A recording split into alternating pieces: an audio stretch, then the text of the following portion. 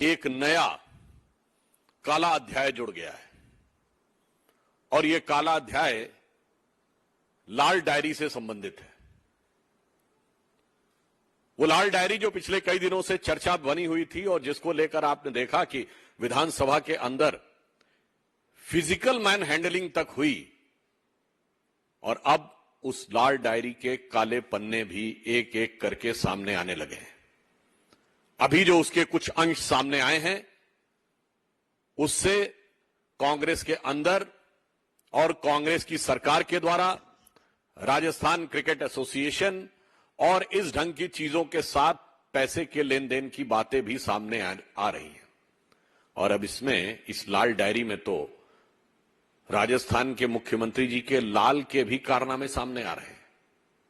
और मैं यह बात इसलिए गंभीरता से कहना चाहता हूं कि यह विषय केवल एक आरोप नहीं है, यह विषय राजस्थान सरकार के मंत्री ने उठाया है। और मंत्री ने कहां उठाया है? सदन के पटल पर उठाया था। मेरे विचार से संवैधानिक दृष्टि से सरकार के मंत्री का सदन के पटल पर दिया गया वक्तव्य सबसे ऑथेंटिक या प्रामाणिक माना जाता है। तो इससे अधिक प्रामाणिकता सरकार, राजस्थान सरकार के भ्रष्टाचार की नहीं हो सकती। और मैं कांग्रेस के अपने विरोधियों को याद दिलाना चाहता हूं, हमने जब जब किसी भी प्रकार की बात कही है तो वो केवल आरोप नहीं लगाया है। 2G के मामले पर CAG की रिपोर्ट थी और कोर्ट का ऑब्जर्वेशन था। बोफोर्स के मामले में मैं याद दिलाना चाहता हूं, इसी प्रकार राजीव गांधी सरकार के मंत्री विश्वनाथ प्रताप सिंह जी ने आरोप लगाया था। आज अशोक गहलोत जी की सरकार के मंत्री, जिसे चंद घंटों में बर्खास्त कर दिया गया, राजेंद्र गुड़ा ने आरोप लगाया है। तो मैं कह सकता हूं this is going to be a Bofors movement for Rajasthan सरकार। The reason is been, the allegation is by the government itself, क्योंकि कैबिनेट मंत्री सरकार होता है, सरकार का हिस्सा होता है। और इतना ही नहीं, उसमें इस ढंग के शब्द आ रहे हैं कि फोन करके पूछा जा रहा है कि मेरा पैसा दे दो, अभी तक दिया नहीं गया है। और फिर मुख्यमंत्री जी के PS से बात हो रही है और उसने कहा कि हम दे देंगे परंतु अभी तक नहीं दिया गया। यानी कांग्रेस जिन गारंटियों की बात करती है वो गारंटी सिर्फ ही नहीं, ये सब भी गारंटी है कि मेरे लिए काम कर देना, बदले में पैसा देंगे। और वो गारंटी सीधे कहां से जुड़ी हुई है? मुख्यमंत्री कार्यालय से जुड़ी हुई है। मुझे लगता है कांग्रेस के नेताओं को इस घटना के बाद शर्म से लाल हो जाना चाहिए था। मगर अफसोस की बात यह है कि निर्लज्जता के साथ कांग्रेस पार्टी और राजस्थान की सरकार इन चीजों को नजरअंदाज कर रही है। परंतु चिंता मत करिए, इस लाल डायरी की लाली आपको चारों तरफ वैसे ही नजर आएगी जिसमें मुख्यमंत्री जी के लाल भी सम्मिलित हैं। तो मैं कहना चाहूंगा आज कांग्रेस की स्थिति राजस्थान में वो हो रही है कि लाली मेरे लाल की जित देखूं तित लाल, और लाली देखन मैं गई मैं भी हो गई लाल। तो आज मुझे दूसरे संदर्भ में यह उक्ति उनके ऊपर चरितार्थ लगती है। और उससे अधिक कष्ट की बात क्या है? अलवर में इतना बड़ा गैंगरेप हुआ, उसके बाद एक के बाद एक अनेक घटनाएं अलवर डिस्ट्रिक्ट में आती चली जा रही हैं। 17 साल की एक नाबालिग बालिका के साथ 4 युवकों ने सामूहिक दुष्कर्म किया।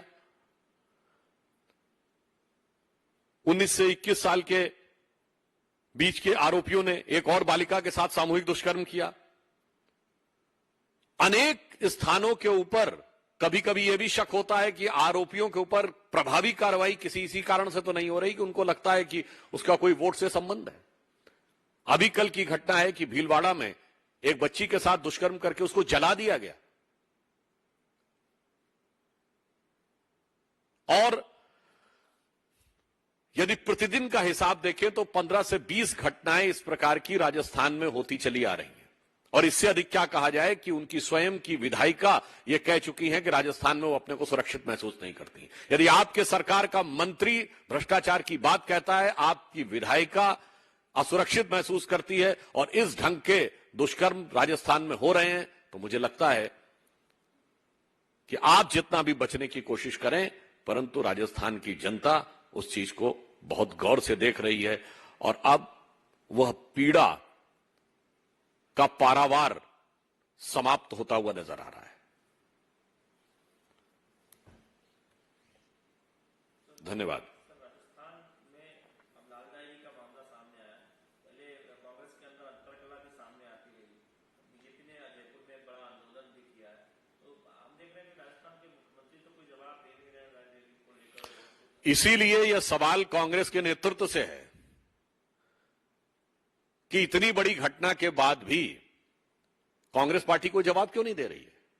मैं पुनः कह रहा हूं, यह मामला किसी भी अन्य मामले से अलग है। यह आरोप नहीं है, यह सदन के पटल पर मंत्री का वक्तव्य है।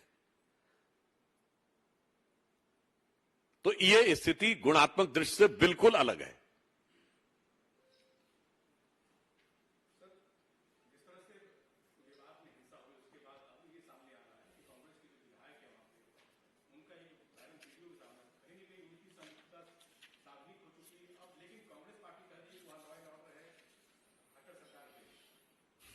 देखिए, बहुत दुख की बात है, कांग्रेस के विधायक, यहां पर पुनः मैं कह रहा हूं, राजस्थान में भ्रष्टाचार का विषय सदन के पटल पर मंत्री ने कहा, हरियाणा में उकसावे का बयान सदन के पटल पर विधायक दे रहा है।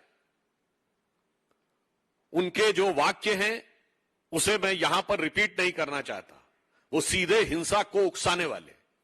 उसके बाद उस विधायक का फेसबुक पोस्ट, वो फेसबुक पोस्ट सीधे सीधे हिंसा को उकसाने वाला।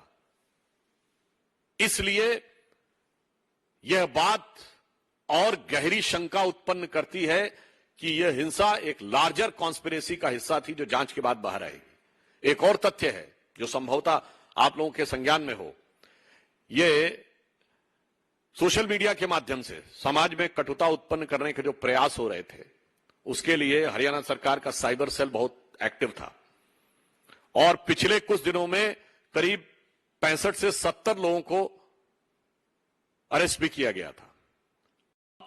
यह मन में यह संदेह उत्पन्न होता है कि साइबर थाने पर अटैक क्यों किया गया, क्योंकि सामान्यतः उसका पुलिस की दैनंदिन एक्टिविटी से कोई मतलब नहीं होता है।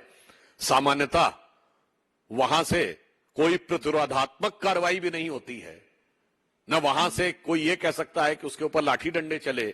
तो मन में यह संदेह उत्पन्न होता है कि यहां मैं पुनः कहना चाहूंगा, कांग्रेस का विधायक हरियाणा का हो या किसी अन्य प्रांत का हो, या मैं याद दिलाना चाहता हूं, दिसंबर 2019 में तो कांग्रेस की अध्यक्षा ने बोला था ना, सड़क पे निकलो और आर पार की लड़ाई लड़ो।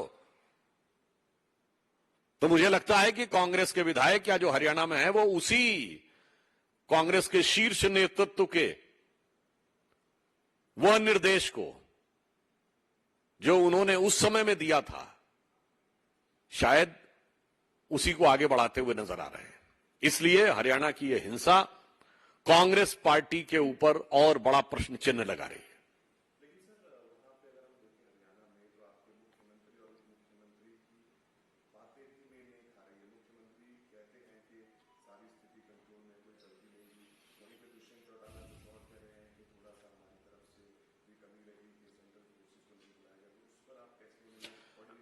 देखिए, उस घटना के ऊपर सरकार ने, हरियाणा की सरकार ने पूरी सतर्कता, संवेदनशीलता और सक्रियता के साथ काम किया है और केंद्र सरकार ने भी तत्काल त्वरित प्रभाव से समुचित सुरक्षा बल मुहैया करा के स्थिति को नियंत्रण में लाने का प्रयास किया है।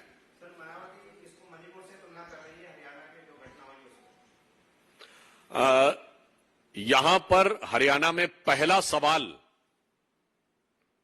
कांग्रेस पार्टी से बनता है, जिसके विधायक मम्मन खान का बयान और उनका वीडियो, उनका सोशल मीडिया पोस्ट, मेरे विचार से किसी भी राजनीतिक दल के जिम्मेदार व्यक्ति को इस प्रकार के बयान देने से बचना चाहिए, बगैर किसी संदर्भ के। कोई घटना थी क्या, किसी चीज की प्रतिक्रिया में बोल रहे थे क्या,